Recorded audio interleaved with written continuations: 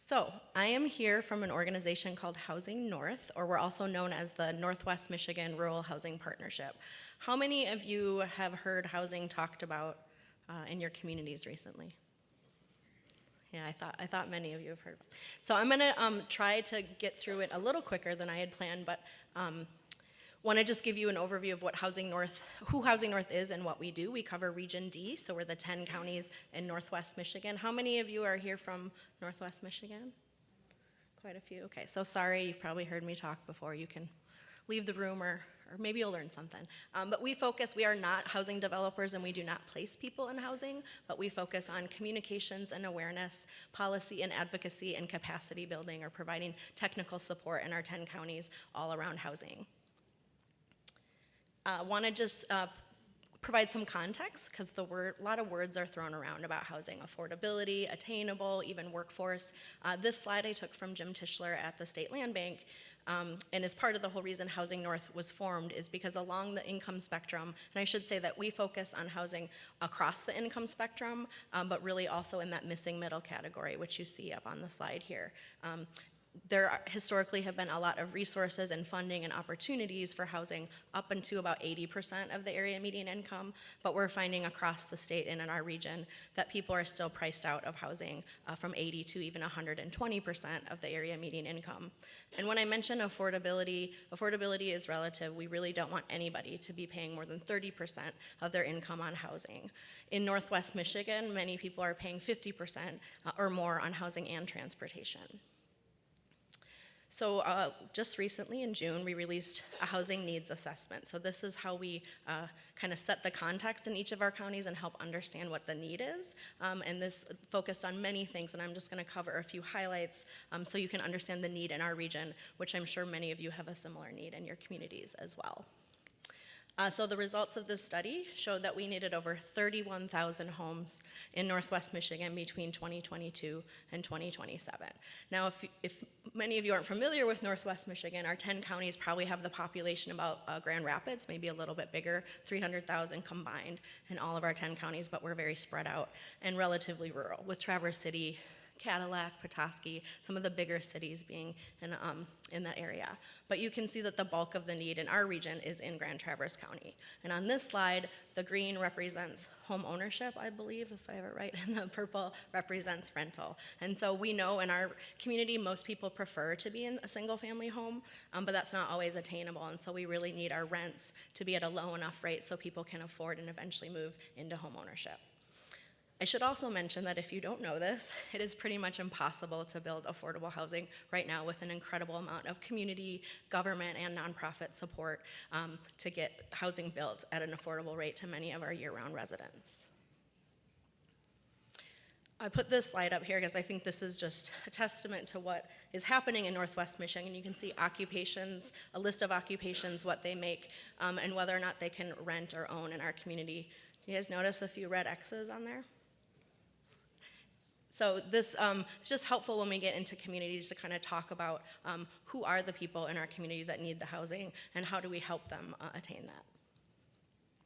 This next slide I just wanted to show because I think it's really representative of some of what we're dealing with in Northwest Michigan, which is the impact from seasonal residents and short-term rentals, which tend to take housing off the market for our year-round residents. We're not opposed to short-term rentals, but we really want our communities to be able to evaluate this and understand how much year-round housing they need, as well as short-term rentals or seasonal residents. And you can see that our region has over a quarter of the state's seasonal residents.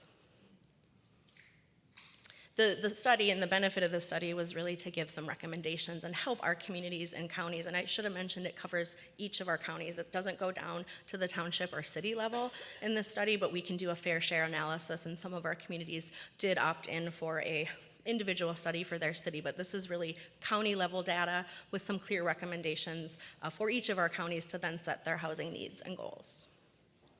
I'm not going to go over all of them and bore you, but if you would like to read the 600-plus page report, it is on our website. And we decided to use this type of study because other communities like Housing Next and other groups were using this to really help understand that gap in our region, the needs, and why that gap exists. I also just wanted to mention that technical support of what we do. A lot of our communities don't have a community development staff or somebody to help with housing needs and really navigate some of the technical sides of it. So we have a housing ready program, and I think Tracy is over there. She's my Manistee County person. Right now we have a housing ready program in 4 of our 10 counties. And we really are that liaison, that coordinator, that facilitator to help those communities navigate their housing needs and help find solutions, remove barriers, and ultimately bring in resources. The way we do this is working in each of our counties through housing action teams or groups that are people coming together from all different organizations, units of government, collaborative groups that want to help set a goal or an agenda or goal setting and objectives to reach housing. And you can see there's a few across the board in all of our counties, but not every county has a group, but that's really our conduit to go in and help understand. We don't want to come in and say, this is what we think you should do. We want to hear from those counties and how we can help. So I'm going to turn it over to kind of why I'm here, but also how exciting this last couple years have been, where we've worked with the Housing Michigan Coalition and many partners on this slide to bring some new tools for housing to all units of government in the state. And this is important because they're opt-in. They're tools that every unit of government can use, and 2 of them are expansions of tools. How many of you have heard about a pilot, NEZ? Couple? Okay.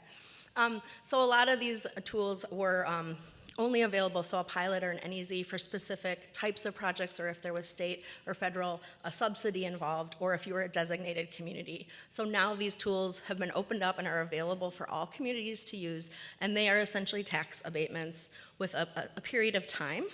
15 to 17 years, and we do need all units of government to be involved in helping with these tools at the county, township, and city level. And on this slide, which I don't know if they'll share this out, but there's live links to each of those new tools with a fact sheet so you can learn more about them, because I don't really want to put you to sleep going over all the details.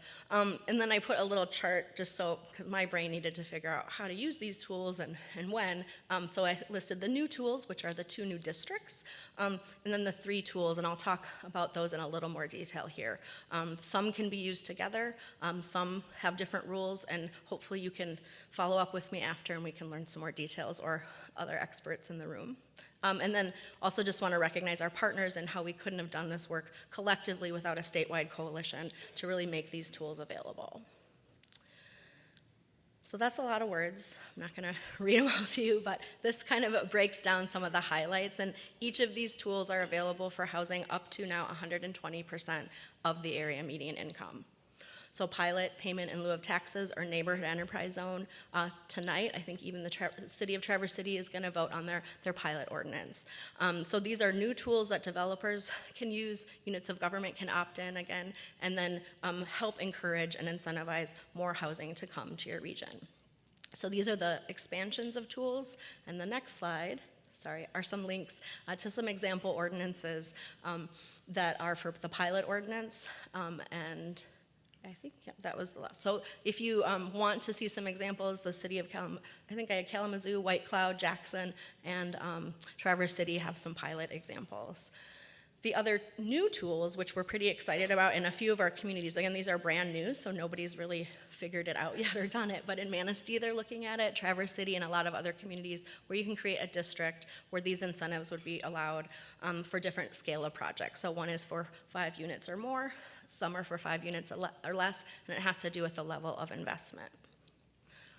These are new again, and we're still trying to figure all of it out, but hopefully the communities like Frankfort, Traverse City, and others are willing to share how they've navigated the rules, and then share those and how they determined where to put these boundaries in districts. The other exciting thing that just got voted on and happened, I think, last Friday, and there are some workshops coming up, is the new brownfield TIF for housing. How many of you have heard about brownfields? Okay. So historically, they haven't really been used for housing. They've been used for contaminated or blighted sites. So this is a really awesome opportunity. We still have a lot to learn, but there are 3 workshops that are coming up. I think I listed them here. One is actually starting at 1 o'clock, so don't get up and leave and go to that one. But they're happening this week, and you can learn more about these tools, how to get involved, and what I really want to encourage the counties is to come alongside the other units of government and support these tools because they are integral to being able to bring housing to your community. I also put links to the legislation here and more information on the website. But this is a really awesome opportunity for many of our communities who want to use these tools to bring more housing development.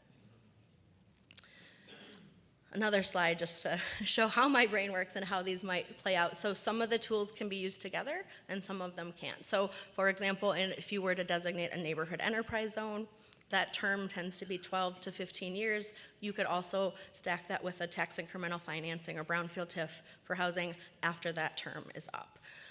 So just wanted to point out how and when these could be used. And again, we're not saying build apartment complexes everywhere, expand everything everywhere, but use smart decisions and work together collaboratively to see how these tools would play out in your community and to help even your single family resident or individual that might want to invest in housing. These tools could be for them as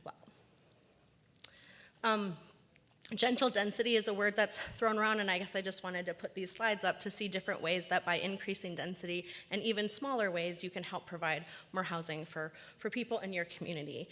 So this is one example of what you could do on a larger site, increasing some density to allow more units. And then these are some examples from other communities, and we now have this tool called the Pattern Book for 21st Century, which was put out by the Michigan Municipal League. And it's a way to design homes that may look like a single-family house. It provides templates and plans, but you can actually have a quadplex, a duplex, or a triplex. So just wanted to mention, when we talk about housing, we're not necessarily promoting growth as fast as possible and where it doesn't make sense. We really want our communities to understand what is available, what tools make sense, and another huge barrier is infrastructure in a lot of our rural communities. So counties and many of the partners can work together to help our communities expand that infrastructure where it makes sense to be able to bring in some of this type of housing.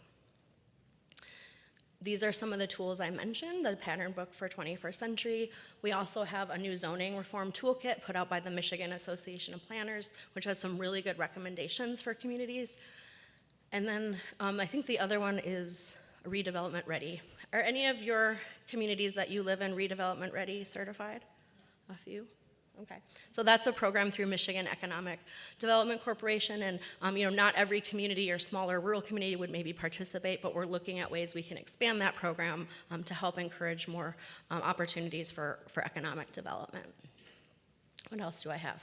So what can you do as counties? Wanted to just leave you with a few thoughts, and there are a lot of resources on here, but I think the biggest thing that comes to mind for me is if you have a land bank or a brownfield redevelopment authority, please use that as a resource to help with housing and learn more about them and how they can actually benefit your community. If you don't have one, you can work with the state land bank and other groups to help.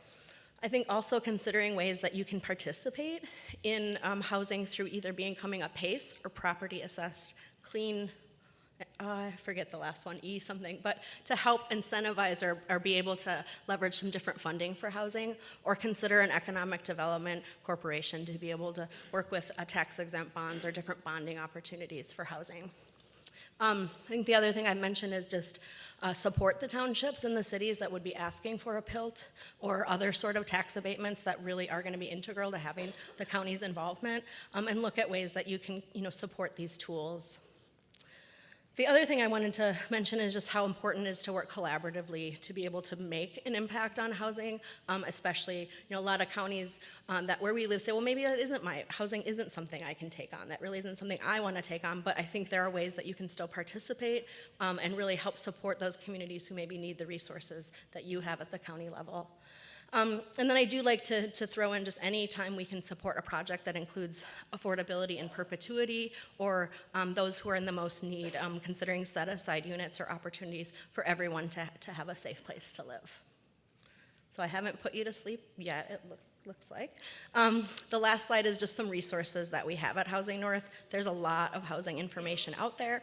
But a lot of our work is coming up with different programs and opportunities and resources for people to use. For example, an accessory dwelling unit program where you can build a garage above a home above a garage, or different ways an individual could invest in housing but might need some guidance or resources to do that.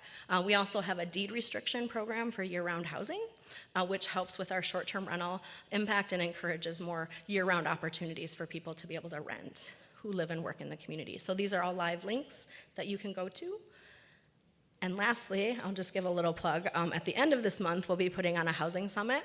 It's our 9th annual one in Northwest Michigan, so if anybody wants to come, a lot of the things I talked about today will be at the housing summit, and we'll have workshops and different sessions, and we put this on annually. So we're still have registration open, and if you want to come up for peak fall season, we certainly welcome you. And you can also buy a t-shirt if you want. And then this is just some resources and links if you do want to contact us after. And much of what I mentioned is on the website, and just want to thank you for your service and for your time, and I'll be sticking around for a little bit if you have any questions. Thank you.